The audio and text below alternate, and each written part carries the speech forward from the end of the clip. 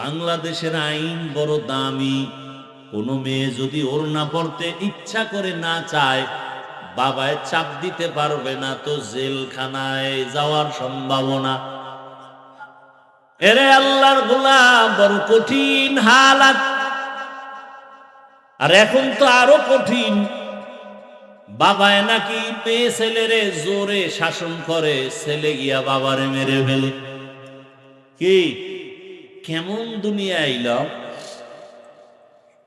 ভাইরা আমার!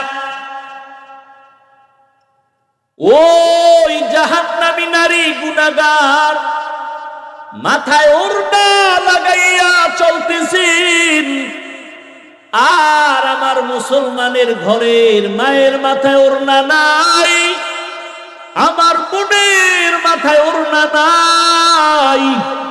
ওড়নাওয়ালারা ওড়না বানাইছে মাথায় পরার জন্য, আর এরা গলায় পরে ফ্যাশন।